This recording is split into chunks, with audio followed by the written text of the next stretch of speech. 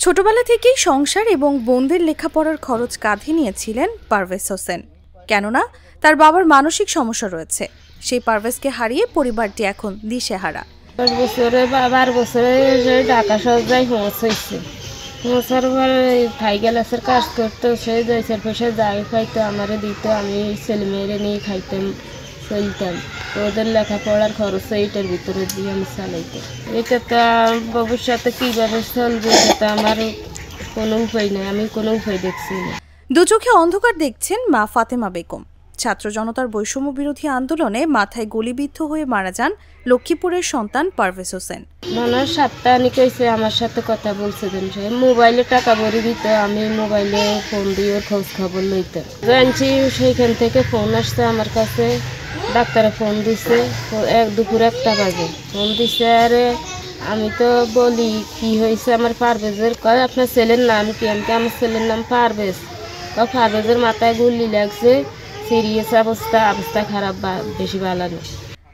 মঙ্গলবার নিহত পারভেজের মা ফাতেমা বেগম বলেন, অভাবের কারণে পারভেজ 4র্থ শ্রেণী পর্যন্ত লেখাপড়া করেছে। এরপর 12 বছর বয়সে সে ঢাকায় কাজের সন্ধানে যায়। এরপর ছেলেই সংসারের হাল ধরেছে। এখন হাল ধরার মতো কেউ নেই, আমাদের কি হবে? এর আগে কথা বলছে যে মা এই জায়গা তো শেষ যেদিন গন্ডগোল লাগবে সেদিনে গন্ডগোলটা হচ্ছে, এদিনে গুল্লি খাইছে লাস্টের গন্ডগোলে। ইয়ার পরে আমারে ইয়ার আগে বলছে, মা আমি তো বাতে মরি যাই, মতো বাবা বাতে মরণ লাগতো না, তুই বাড়ি চলিয়ে, মা যদি খাইতাম হারি বাবা তুইও খাতি হারবি, বাড়ি চলিয়ে। বাবা আসলে না বাড়িতে। পারভেজ লক্ষ্মীপুর সদর উপজেলার চন্দ্রগঞ্জ ইউনিয়নের ধন্যপুর গ্রামের নবিউল্লাহ ও ফাতেমা বেগম দম্পতির বড় ছেলে। ছোট 3 শেড ঘরে তাদের বসবাস। 4 আগস্ট রাজধানীর মিরপুর 10 নম্বরে আদর্শ উচ্চ বিদ্যালয়ের সামনে পারভেজের মাথায় গুলি লাগে। এরপর 1 মাস 8 দিন চিকিৎসাধীন থেকে 12 সেপ্টেম্বর সকালে তিনি মারা যান। আইসিইউতে ঢুকছে আর কি, ঢুকছে নার্স আমাকে বলছে যে আপনি কে? আমি বলছি যে আমি ওর পারভেজের বোন। তারপর বলছে রে ভাইয়া চোখ খাটে নিয়েছিল। তারপরে আমার দেখে মানে খুশি হয়ে গেছে। তারপরে যে আমাদের দেখে আর কি আমি হাত খুলে দিতাম, হাত খুলে দিলে তো ভাইয়ালা ইয়ারলো তারপর সব খুলিয়ে এলো। এটা লাগে তারপর আমার তো অনেক রাগ করছে, আমি হাত খুলে দিই নাই কিনলে। তারপরে আমি বাইরে চলে গেছি। যে হাল ধরবে ওর কেউ নাই, এবং ওর যে বাবা উনি একদম মানসিকভাবে অসুস্থ।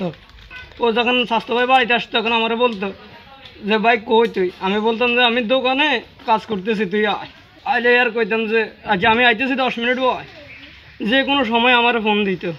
এ বাড়িতে আসলে এমনি আমার লাগে যোগাযোগ চলাচল আমার লাগে সবচেয়ে বেশি চলতো আর কি। ভাই মনে তো চির যেমন থাকবে, হেরে বুড়ার তো সম্ভব না। এই তো বাড়িতে কারোর সাথে চলতো না, চলতো আমার সাথে আর আমার বাতিজাকটার সাথে। মিরপুর 10 নম্বরের সেনপাড়া থাই গ্লাসের দোকানে কাজ করতেন পারভেজ। ছেলের শোকে কাতর বাবা নবিউল্লাহ। তিনি বলেন, ছেলে হঠাৎ দুনিয়া ছেড়ে চলে গেছে, তার জন্য মন কাঁদে। কোরবানির ঈদের সময় বাড়িতে আসেনি, বাড়িতে থাকলে আর ছেলেটা এভাবে মারা যেত না। এর জন্য তো মন টানে, হঠাৎ দুনিয়া ছাড়ে চলে গেছে। ঈদের সময় বকরির কোরবানির ঈদের সময় বাড়িতে আইতে পারে না, বাড়িতে আইলে তো আর এরকম হইতো না, অথবা মিছিল মিটিংও যাইতো না, গুলিও খাইতো না, বাঁচি যেত। পারভেজরা 5 ভাই বোন, এর মধ্যে সবার বড় ছিলেন তিনি। বছর খানেক আগে এক বোনকে এলাকাবাসী উদ্যোগ নিয়ে বিয়ে দিয়েছেন। তার অবিবাহিত 1 বোন ও 2 ভাই রয়েছে। এখন আচারে কোনো রকম হেমিয়ার কামক নাই গাইজ নাই, এটা এই চলা হিরা হেতার মতো নাতে চলে। এই পারভেজ দিকে মরে গেছে ঈদের বাপ, এই অবস্থা নাই, এই হাগলের মতন আড়ে আর চলে। পারভেজই মানে যা যতটুকু সহযোগিতা করতো, আর ওই যে তার চাচাতো ভাই এই যারা ভাইরা আছে ওনারাও কিছু সহযোগিতা করতো। আর তার বাবা যে একটা সমস্যা আছে মানসিক, ঘরে অনেকেই মানে সমস্যা করে, আমরা মাঝে মধ্যে আসি। গুলিবিদ্ধ হয়েছে 4 তারিখে, এটা আমরা জানি। তখন ওনাকে হাসপাতাল ভর্তি করা হয়েছে। তার বাবা যে কোনো কিছু করবে এই ধরনের কোনো পরিকল্পিত তাদের কোনো কিছু নাই। যদি আল্লাহ সহায়তা করে, 10 জন যদি সহায়তা করে তাহলে তাদের সংসারটা চলবে। তার একটা বোন আবিয়াতি আছে এখনও, তো সে লেখাপড়া কোনো রকম করে। আর ছোটো ছোটো বাচ্চাদের 2টা আপনারা তো দেখেছেন, এতটুকু পর্যন্ত আমার কাছে আছে। এই